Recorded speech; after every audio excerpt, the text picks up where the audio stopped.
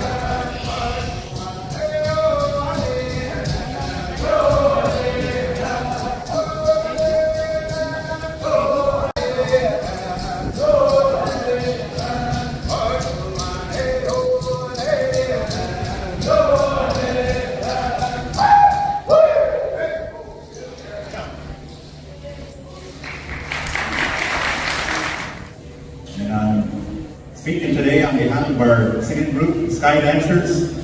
We come from all over Iroquois, different parts of New York State, different parts of Canada, and I think we even got some guys from down south too that are helping us out here today.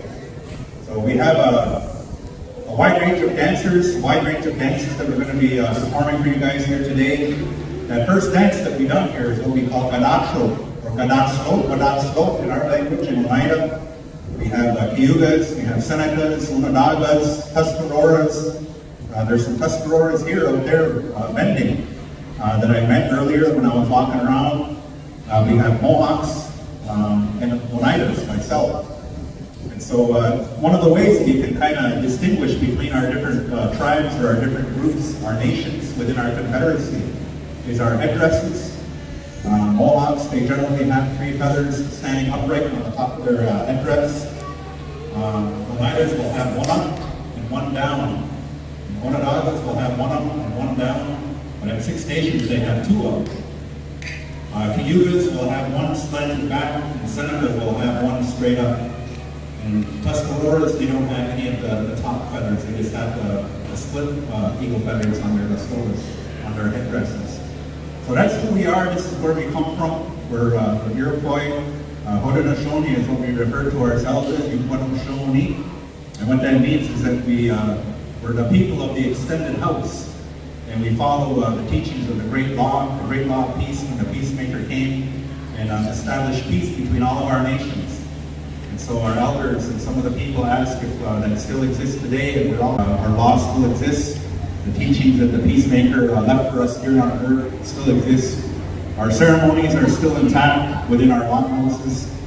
And that's just a little history about who we are. And that first dance that we done, what we call Wadat Slope, what we call a standing quiver dance, it was used a long time ago when we would enter a village. And what we would typically do is that we would have to kindle a fire just outside the village. Our villages used to be surrounded by what they call a palisade, which is like a pole fence that would surround the village.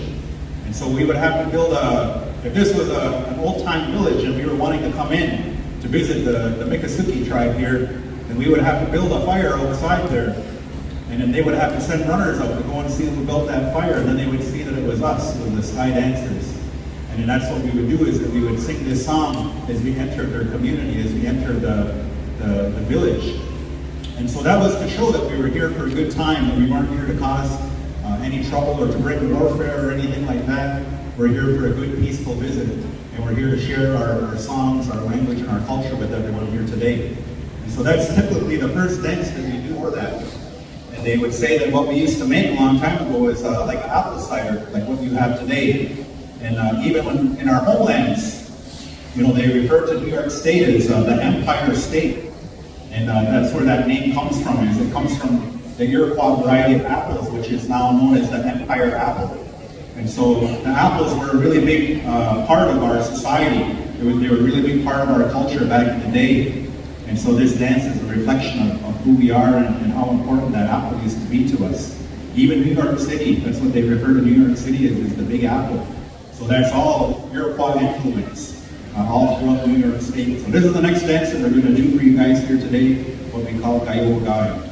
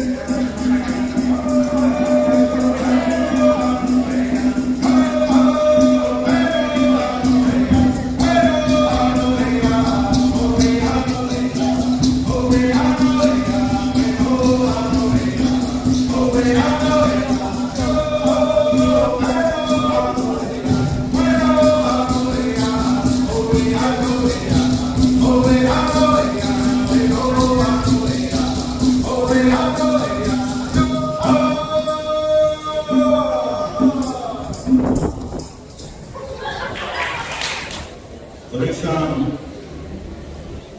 next dance that we're going to do here for you guys is a little bit different format. It's similar in ways to the first dance that we done.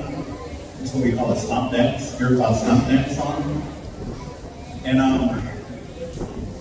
in our stories that we have about where our water drum come from, and that's the drum.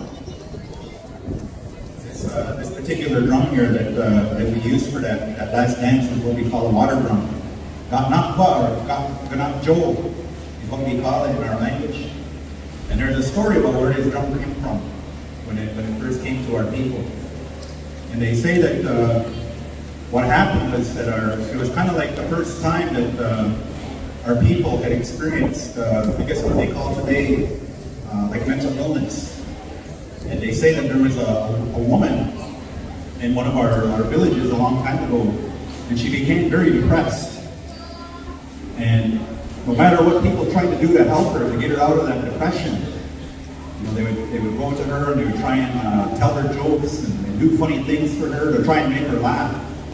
But whatever it was that they done, they weren't able to do that. They weren't able to get her to laugh. They weren't able to get her to smile. And so this woman, she left. She left the village and she felt really bad. And she knew that there was something that wasn't right with her, the way that she was thinking. And she went off into the woods and she started to cry. And they said that there were these two rabbits. And a long time ago they said that our people, that we had that ability to communicate with creation. This is like how I'm speaking to you guys right now. And you guys can hear what I'm saying and you guys can understand what I'm saying. And a long time ago that we used to be like that. Our connection with creation was so strong that we had that ability to communicate with creation as well. And so they say that as these rabbits, they came up and they see that woman was sitting there on a log crying. They approached her and they asked her what was wrong. And so she told them, she said, I don't know. She said, one morning I just woke up and I didn't feel right. Yaskanako. That's what they say in our language. That things weren't in a good way for her. And she said, no matter what my people done to try and help me, to try and get me back to a good place, you know, they weren't able to do that. And so those rabbits, they knew that the Creator, when the Creator had placed all these animals and all these different elements of creation, that they all have responsibility to us human beings. And that us human beings, that we have responsibility to the earth and to all of creation. And so those rabbits, they know that. They said that we still know, we still remember what it was that the Creator told us in the beginning. That we have responsibility, that we have duty to try and help human beings. And so they said, we're going to go back to this place where us animals, where we all come from in the woods. And they said that that's where it was. They call it the tree of life. And some of the beadwork, you'll see that there's a tree design and some of the beadwork design and things like that.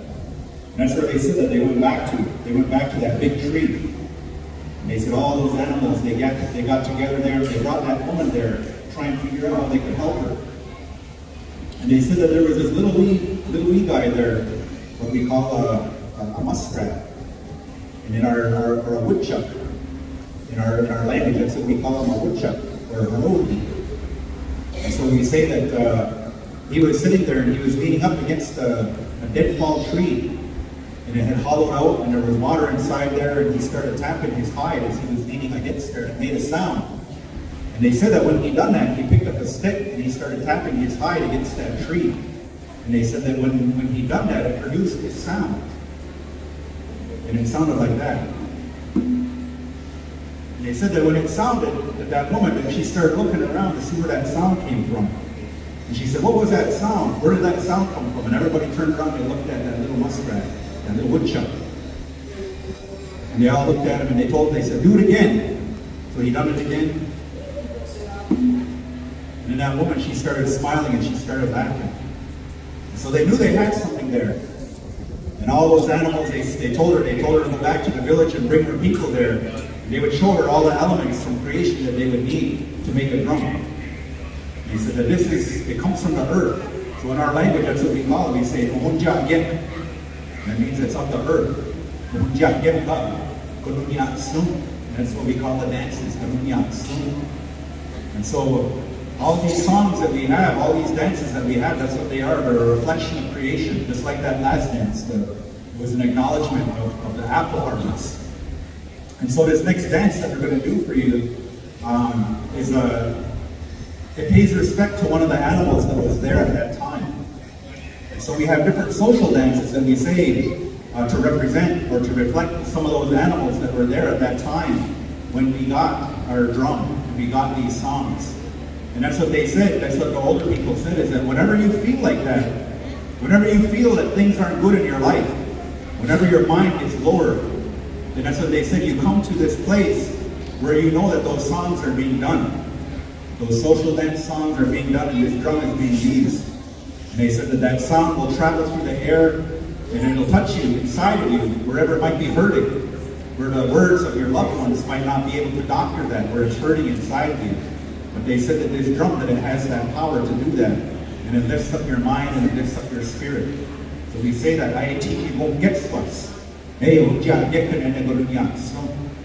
so that's what these songs and dances, that's what they're meant for. And so we addressed that. We knew how to address mental illness and things like that a long time ago.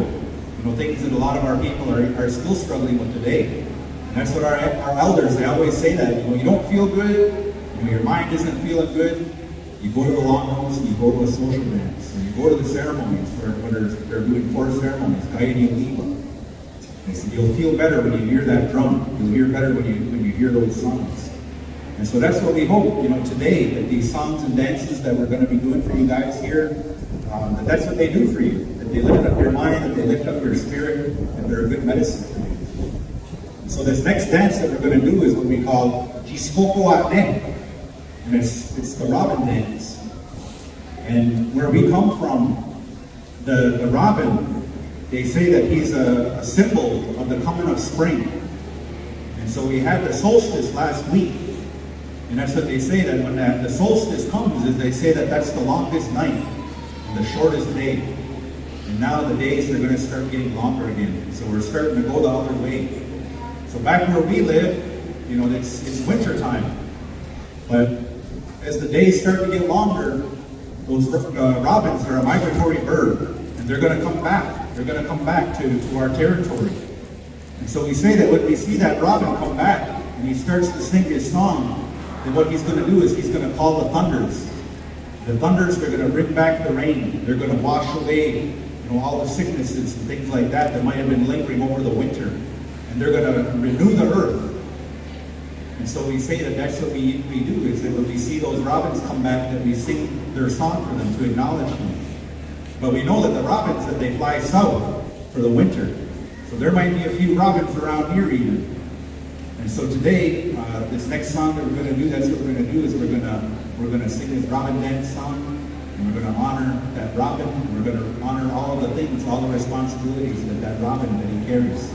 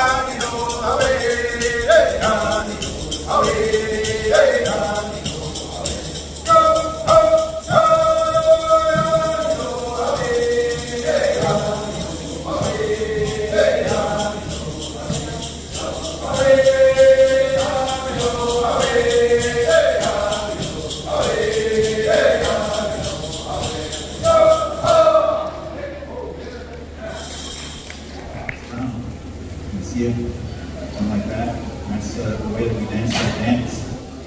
And we say that the reason why that we dance that way, imitating the robin, is they say that the robin, in our language, what that means when we say Miccosukee, what it means that it's pulling something out of the ground. And so what he's pulling out of the ground is the worms. That's what they say, right? The early bird gets the worm. And that's what the robins, that's what they do. That's how they get their dinner. And they say when the robins, or when the worms come out, when do we usually see the worms come out? After it rains, right? And so you go outside after the rain, you see worms crawling around all over the place. And so the robins, they have a heyday when it rains like that. But when it's a nice hot day, it's nice, hot and dry, you know, the worms, they don't come out. And so the robins, they have to eat. So that's what they say. That's why the robins, why they dance around like that. They say that their feet, that it's imitating the sound of raindrops on the ground. And so then they make the worms, they make the worms come out of the ground, even though it's not raining. But the worms, they feel, or they hear that vibration through the ground. The robins hopping around like that, and then it makes the worms come up. And so when you really study creation, you know, natural earth sciences and things like that, you kind of see, you know, how strong a connection that our people had with creation. To know all that kind of stuff, you know, that was going on because we were observing everything that happens in creation. So this next dance that we're going to do, again, it's kind of honoring the birds in a way. A long time ago, our people, what they used to do is they would take the fluff of a feather and they would drop it down on the ground, and then there was a set of songs that they would sing to honor the birds. And then what they would do is that the guys, that they would dance up, and they would dance around that feather, and then they would bend over without touching their knees or their elbows or their hands to the floor or to the ground. And they would use their teeth. And they would pick up that feather with their teeth. And it was to kind of show, you know, how strong they were, their legs, you know, how their agility, you know, their ability to get down there and pick that feather up. So it's kind of like a contest amongst the guys back in the day. And where I come from, they said that even guys that were in their 90s, 90 years old, that they could do that they could bend straight over. And they wouldn't even have to bend their knees. They could just bend over, fold over, and pick that feather up with their teeth. And so we're going to do a demonstration of this, what we call a fluff dance. We're going to ask some of our guys to come out and to do a demonstration for this. And so when we're done this, if you guys watch the dancers and see how it's done. And then if you guys think that you might be able to do it, and then maybe we'll tell some of you guys, again, he's not going to be using his hands or his elbows or his knees. None of that is going to be touching the ground. He's just going to be relying on the strength of his legs, his balance, and his agility to pick this up for you. And here we go, what we call a fluff dance.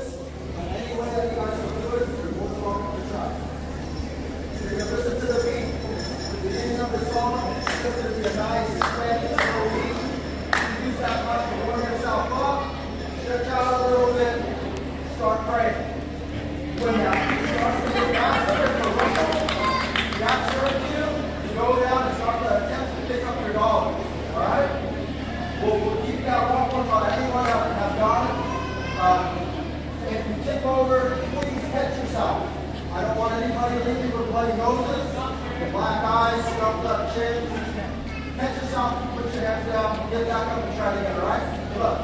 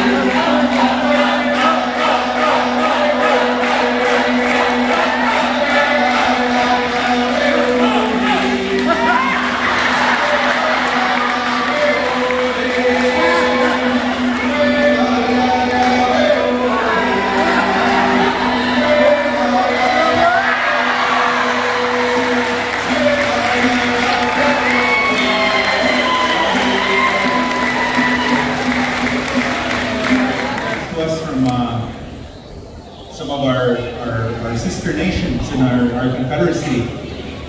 They say at the time when the Peacemaker came, so they said that the Creator that he sent this messenger, the Peacemaker, to bring peace and establish peace between not only our confederacy but our sister nations around us as well. And once they had raised our chiefs, our peace chiefs up, and that was the responsibility of our chiefs to go out to those other nations and to spread that message of peace. And one of the nations that our people went to, and one of the nations that eventually came to us after the encroachment of the European settlers to our land, was the Lenape people, or what we refer to as the Delaware nation. And so when they came to us, some of the things of what they brought and they shared with us was what they call their ceremonial bundle. And within that bundle, there were wake songs, and a game that we play when somebody passes away. Some of their songs, like the corn dance that we do, that came from them. But one of the other songs that they gave us is what they call a Thanksgiving dance. In our language, we say Ganewai. Ganewa is a hide, and the drum that the Delawares, the Lenape people, what they used to use was a rolled up deer skin. And they would hit it, they would strike that hide to make the percussion. And so that's what the old timers, that's what they call it, it's Ganewai. It means that they're striking the hide. And so that's the next dance that we're going to do here for you guys is a song that came to us from the Delaware nation. And it was given to our people, Haudenosaunee people, because their elders realized that they were getting poor with people that were attending their ceremonies and their young people that were learning. And they said that maybe someday that there's going to be a resurgence of interest in the culture. And they said that we know that if we leave this with you guys, then maybe someday that those young people, that they can come back and they can visit you and they can relearn these songs. So it's a responsibility that we have as Haudenosaunee people to maintain some of these songs. We're caretakers of some of these dances, so that one day maybe their people are going to come back and we can help them to give them their songs and dances back. So this is the next one that we're going to do here, what we call Ganewai. And the Delaware people, they used to use it in the fall time to send out their hunters. And so the first ones that go out there in the line are the men, are Logiscompagette. And that's what we say, that they have that responsibility as protectors to make sure that nothing harms our women that will be coming in the line after them. And so that's the duty, that's the responsibility of the men, is to protect the women. And so this is a symbol or a representation of our responsibilities as men. And this is the next dance that we're going to do, what we call Ganewai. And I think my friend Chris here, I think he wants to introduce his next dance in our language. That's kind of our protocol, I guess, that before we sing any of these dances, that we have to honor that tradition and announce these dances in our language. So here, I'm going to pass the mic over to him. He's going to introduce this next dance. And down and hand, you put that, that's what I'm saying, yours, guys, we go a lot up. để họ cho tin tốt là được lời của đó để họ có để connect lại với người đó nên là một số nặng họ cho nó để cái số không họ đó mà đó nó đi là còn là đi là cái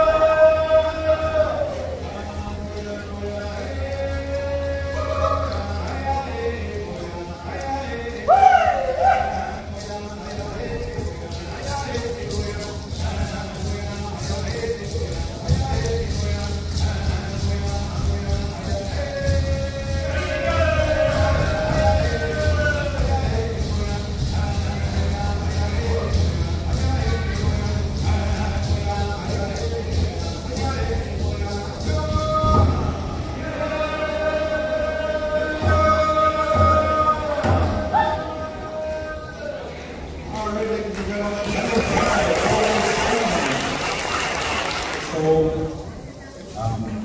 even before then, before it hit the powwows, what was kind of a really popular show dance for our people to demonstrate was what we call smoke dance. So maybe some of you guys have heard of smoke dance before, maybe some of you guys have seen it done before at a powwow up where we come from in the Northeast.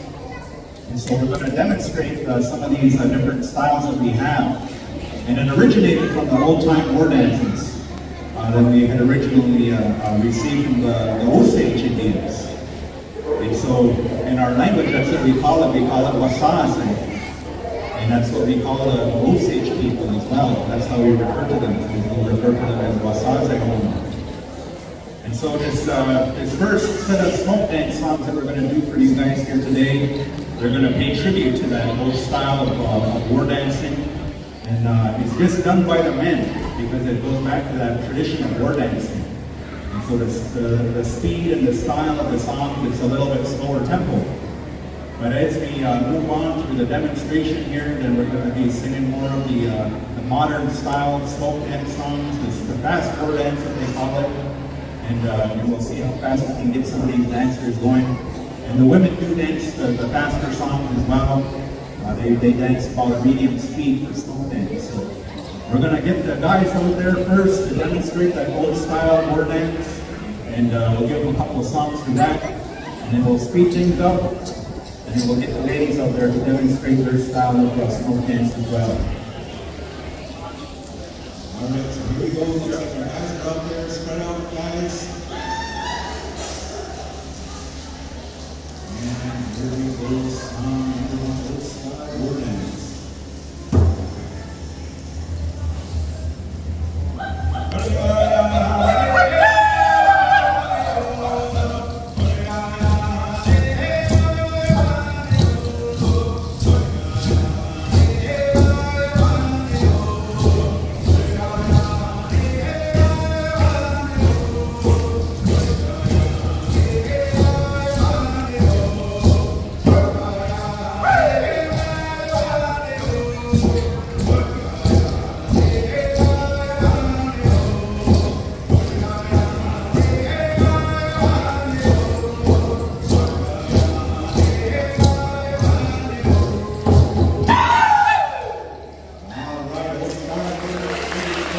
We're going to ask some of our women smoke dancers to come out, and we're going to start with the ladies. And so we're going to go youngest to oldest here today. So we're going to start out with our little girls. We got a lot of little girls here dancing with us here today, so we're going to ask them to come out and demonstrate their style of dance. So it's a medium tempo smoke dance. It's not super fast, but there's a lot of people that can dance and a lot of people that do that. So here we go, women's smoke dance.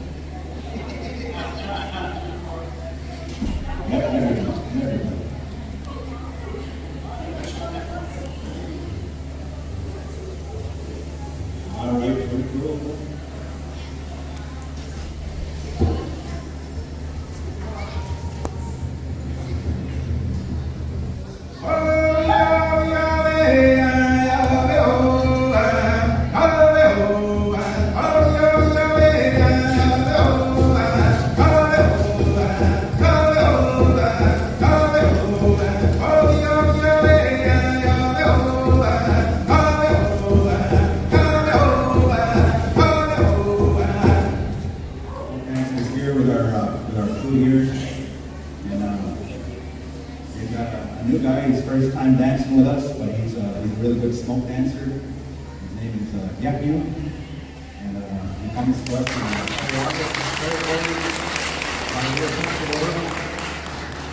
He even spent some time on one of the other two was there. So I'm getting to know him on the way up. It's my first time doing a show with him, so it's been fun. And we're going to ask him, and then we're going to ask Sissy to come out and do a head-to-head, toe-to-toe.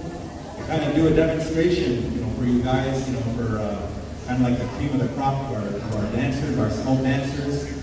And they're gonna do a smoke dance for you guys. And so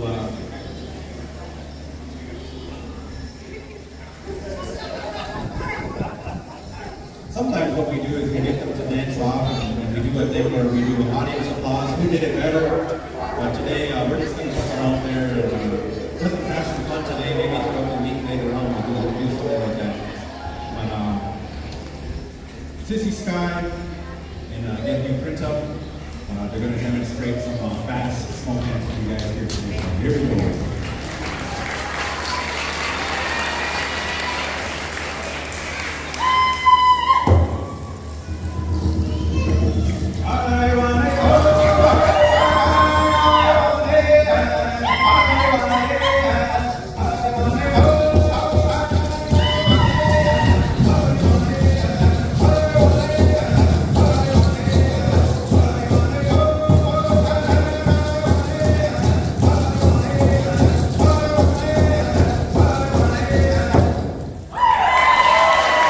We are the Sky Dancers. We'll be here for the next few days. If you guys go around, come back and check us out. There's a schedule posted. If you'd like to get your picture taken with some of our dancers, you can meet us over there with the little chimney over there, and we'll be available for doing pictures. So now and again for everybody, give these dancers one more round of applause as they make their way down the stage. And thank you all for coming. This is Dr. Salvatore Vinciguerra. Thank you for watching this video of the Iroquois Sky Dancers performance at the 45th Annual Miccosukee Indian Arts and Crafts Festival held near Miami, Florida. If you like this video, please like it, subscribe to this channel, and have a great day. Thank you.